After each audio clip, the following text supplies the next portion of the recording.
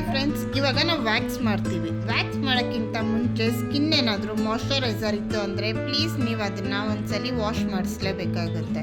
So ಆಮೇಲೆ ನೀವು powder ಹಾಕ್ಕೋಬೇಕು. ಪೌಡ್ರ್ ಹಾಕ್ಕೊಂಡು ವ್ಯಾಕ್ಸ್ ಸ್ಟಾರ್ಟ್ ಮಾಡಬೇಕು. ಇವಾಗ ನೀವು ವ್ಯಾಕ್ಸ್ ಅಪ್ಲಿಕೇಶನ್ ಮಾಡಬೇಕು. ನೀವು ಅಪ್ಲಿಕೇಶನ್ ಮಾಡೋಕ್ಕಿಂತ ಮುಂಚೆ ಫಸ್ಟು ಪ್ರಾಕ್ಟೀಸ್ ಬೇಕು, ಯಾವ ಥರ ವ್ಯಾಕ್ಸ್ ಅಪ್ಲಿಕೇಶನ್ ಮಾಡಬೇಕು ಅನ್ನೋದು.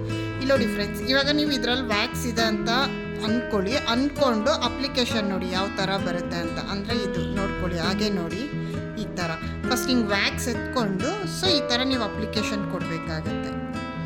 ಫಸ್ಟು ಸ್ಟ್ರೈಟಾಗಿ ಇಟ್ಕೋಬೇಕು, ಆಮೇಲೆ ಸ್ಲೈಡ್ ಆಮೇಲೆ ಫುಲ್ ಬೆಂಡ್ ಮಾಡ್ಕೋಬೇಕು. ಈ ಥರ ಪ್ರಾಕ್ಟೀಸ್ ಮಾಡ್ಕೊಳ್ಳಿ ಫಸ್ಟು. ಇಲ್ಲ ಅಂದರೆ ವ್ಯಾಕ್ಸಲ್ಲೇ ನೀವು ಡೈರೆಕ್ಟಾಗಿ ಮಾಡ್ತೀನಿ ಅಂದರೆ ದಪ್ಪ ಸಣ್ಣ ಆ ಥರ ಆಗುತ್ತೆ. ಫಸ್ಟ್ ಇದನ್ನು ನೀವು ಚೆನ್ನಾಗಿ ಪ್ರಾಕ್ಟೀಸ್ ಮಾಡಬೇಕಾಗುತ್ತೆ. ನೋಡಿದ್ರಲ್ಲ ಫ್ರೆಂಡ್ಸ್, ವ್ಯಾಕ್ಸ್ ಅಪ್ಲಿಕೇಶನ್ ಯಾವ ಥರ ಬರುತ್ತೆ ಅನ್ನೋದು. ಸೊ ಅದನ್ನ ಫಸ್ಟ್ ಪ್ರಾಕ್ಟೀಸ್ ಮಾಡಬೇಕು. ಡೈರೆಕ್ಟಾಗಿ ಮಾತ್ರ ವ್ಯಾಕ್ಸ್ ಯಾವುದು ಮಾಡಕ್ಕೆ ಹೋಗ್ಬೇಡಿ. ಪ್ರಾಕ್ಟೀಸ್ ಇಲ್ಲದೆ ಇದು ಯಾವುದು ಮಾಡೋಕ್ಕಾಗಲ್ಲ. ಸೊ ಹೀಗೆ ನಮ್ಮನ್ನು ವಾಚ್ ಮಾಡ್ತಾ ಇರಿ. ಕಮಿಂಗ್ ವಿಡಿಯೋದಲ್ಲಿ ಸ್ಟ್ರಿಪ್ಸ್ ಯಾವ ಥರ ರಿಮೂವ್ ಮಾಡಬೇಕು ಅನ್ನೋದನ್ನ ಹೇಳ್ಕೊಡ್ತೀನಿ. ಇನ್ನು ಯಾರ್ಯಾರೆಲ್ಲ ನಮ್ಮ ಯೂಟ್ಯೂಬ್ ಚಾನಲ್ಗೆ ಸಬ್ಸ್ಕ್ರೈಬ್ ಆಗಿಲ್ಲ, ಪ್ಲೀಸ್ ಸಬ್ಸ್ಕ್ರೈಬ್ ಆಗಿ ಹೀಗೆ ನಮ್ಮ ವಿಡಿಯೋಗೆ ಸಪೋರ್ಟ್ ಮಾಡ್ತಾ ಇರಿ. Thank you friends, bye.